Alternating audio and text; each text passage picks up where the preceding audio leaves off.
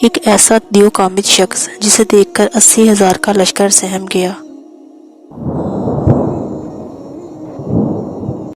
طریق کا وہ قد آور سپاہی جس کا سامنا کرنے کی جرت بڑے بڑے سرما میں بھی نہ تھی، لیکن یہ غریب چراہے نے اسے ایک وار میں کیسے بچا دیا۔ چرواہا کون تھا اور اس دیو کا خاتمہ کیسے ہوا؟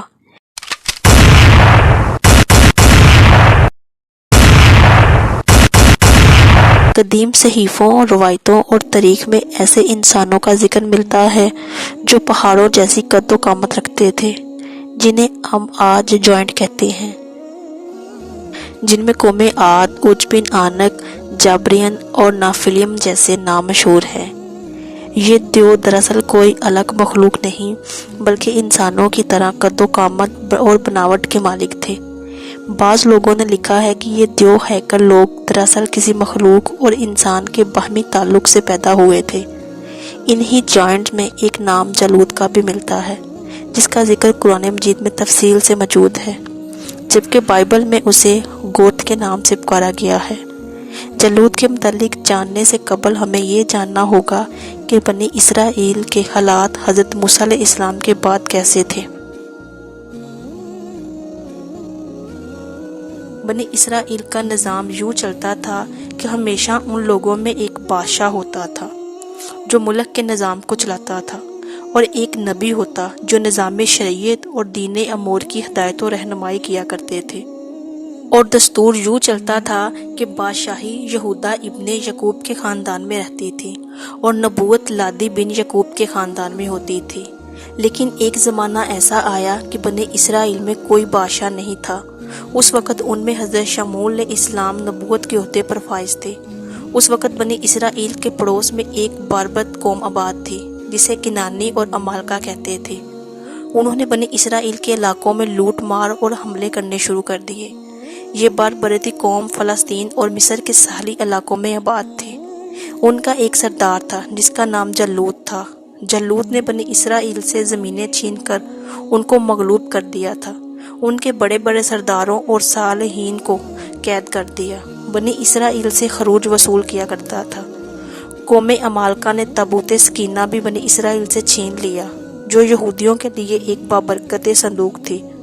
تابوت سکینہ جانے کے بعد ان کے حالات بد سے بدتر ہو گئے اور دشمن ان پر حاوی ہو گئے۔ لہٰذا بنی اسرائیل نے حضرت شمعون علیہ السلام سے درخواست کی کہ آپ کسی آدمی کو ہمارا بادشاہ مقرر کر دیں۔ آپ علیہ السلام نے حکم خداوندی کے مطابق طالوت کو بادشاہ بنا دیا، جو بنی اسرائیل میں سب سے زیادہ طاقتور اور عالم تھے، لیکن بہت ہی غریب اور مفلس تھے۔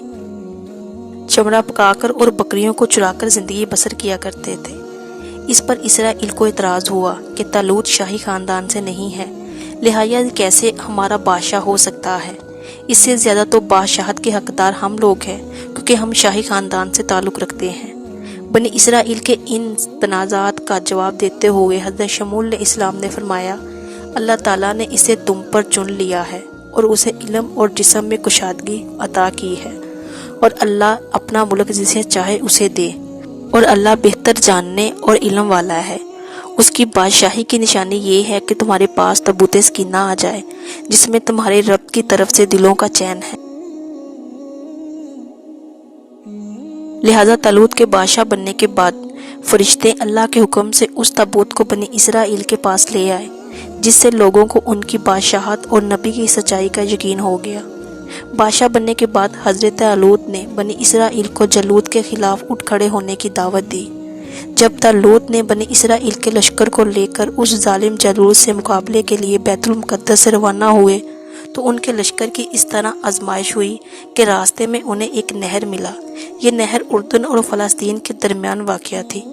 انہیں اس وقت سخت پیاس بھی لگی ہوئی تھی۔ اللہ نے حکم دیا کہ جو میرے بندے ہیں وہ اس نہر سے پانی نہ پیے، اور جو اس سے پانی پیے گا وہ نافرمان ہو جائے گا، لیکن جو شدید پیاسا ہو انہیں یہ اجازت ہے کہ وہ ایک چلو ہاتھ سے پانی پی سکتے ہیں۔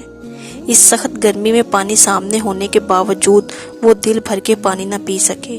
یہ اللہ کی طرف سے ایک سخت آزمائش تھی۔ جو نافرمان لوگ تھے وہ بے صبر ہو گئے اور خوب پانی پیا، جس سے ان کے ہونٹ سیاہ ہو گئے اور ان کی پیاس اور زیادہ بڑھ گئی۔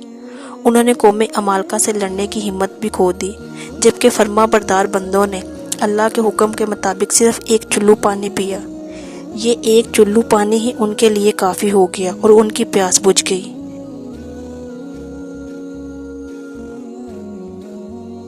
ایک قول کے مطابق لشکر طالوت کی تعداد 80,000 تھی، جس میں صرف 313 لوگوں نے اللہ کی اطاعت کی تھی اور پانی نہ پیا۔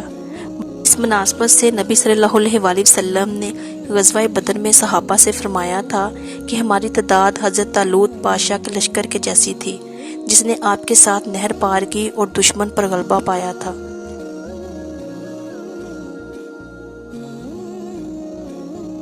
جب بنی اسرائیل نے نہر پار کیا تو جالوت کی فوج سامنے کھڑی تھی۔ بنی اسرائیل نے وہاں کی وادی میں خیمہ گاڑ دیا اور وہاں جمع ہو گئے۔ دونوں فوجیں آمنے سامنے کھڑی ہو گئیں۔ تھوڑی دیر میں ان کا سردار جالوت، جو نہایت ہی قد آور اور طاقتور شخص تھا، وہ میدان میں اترا۔ جالوت ایک پہلوان تھا، اس کا قد 6 ہاتھ اور 1 بالش تھا۔ وہ پیتل کا زرہ پہنتا تھا جس کا وزن 5000 مسکال تھا۔ اس کے ہاتھوں میں ایک بالا تھا جو لوہے کا تھا، جس کا وزن 600 مسکال تھا۔ وہ اپنے سر پر لوہے کی جو ٹوپی پہنتا تھا، اس کا وزن 30 رتن تھا۔ جالوت نے رفل پڑا اور بنی اسرائیل کو للکارا۔ جالوت اور اس کے لشکر کو دیکھ کر بنی اسرائیل سہم گئے۔ وہ آپس میں کہنے لگے، آج تو ہم لڑنے کی طاقت نہیں رکھتے۔ ان کی باتیں سن کر ان 313 مجاہدوں نے کہا، اے اللہ ہمیں صبر دے، ثابت قدم رکھ، قوم کفار پر ہماری مدد فرما۔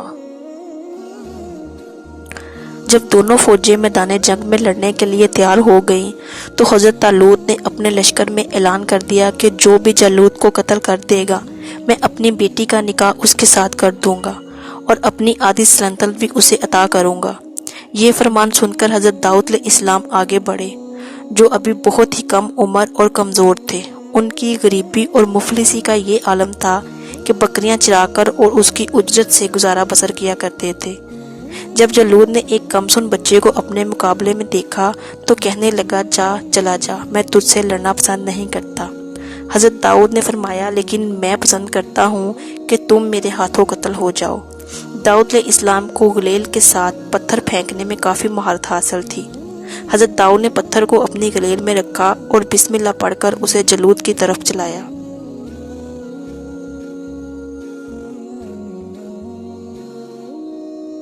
پتھر تیز رفتاری سے جالوت کے ناک اور کھوپڑی کے درمیان لگی اور اس کے بھیجے کو پاس کر کے پیچھے سے نکل گیا۔ جالوت اسی وقت زمین پر گر پڑا اور اس کا کام تمام ہو گیا۔ اس پر حضرت طالوت اور بنی اسرائیل نہایت ہی خوش ہوئے۔ جالوت کے قتل ہو جانے سے اس کا لشکر بھاگ نکلا اور حضرت طالوت کو فتح حاصل ہوئی۔ اپنے اعلان کے مطابق حضرت طالوت نے حضرت داؤد کے ساتھ اپنی بیٹی کا نکاح کر دیا اور اپنی آدھی سلطنت کا بھی انہیں بادشاہ بنا دیا۔ پھر پورے 40 سال بعد جب حضرت طالوت کا انتقال ہوا تو حضرت داؤد علیہ السلام پوری سلطنت کے بادشاہ بن گئے۔ حضرت شمول علیہ السلام کے انتقال کے بعد اللہ نے آپ کو نبوت کے عہدے پر فائز کر دیا۔ حضرت داؤد بنی اسرائیل کے پہلے شخصیت تھے جنہیں بادشاہت اور نبوت دونوں عطا کی گئی تھی۔ ہم نے دیکھا کہ حضرت داؤد کے پاس نہ تو تلوار تھی، نہ ڈھال اور نہ بھالا، صرف ایک گلیل تھا جس سے آپ نے دیو ہیکل جالوت کو ایک پتھر سے مار گرایا۔ حضرت داؤد اور جالوت کے اس واقعہ میں ہمارے لیے سب سے بڑا پیغام یہ ہے، اگر ہمارا بھروسہ اور توکل اللہ ہو تو ہم کسی بھی مشکل سے سامنا کر سکتے ہیں۔ ہمیں بھی حضرت داؤد کی طرح مشکلات اور آزمائشوں سے گھبرانے کی ضرورت نہیں، بلکہ ان کا ڈٹ کر سامنا کرنا چاہیے، کیونکہ جب اللہ ہمارے ساتھ ہو تو وہ ہمیں ہر طرح کی لڑائی لڑنے کی طاقت اور قوت عطا کرتا ہے۔ شرط بس یہ ہے کہ ہم اللہ کے فرما بردار رہیں۔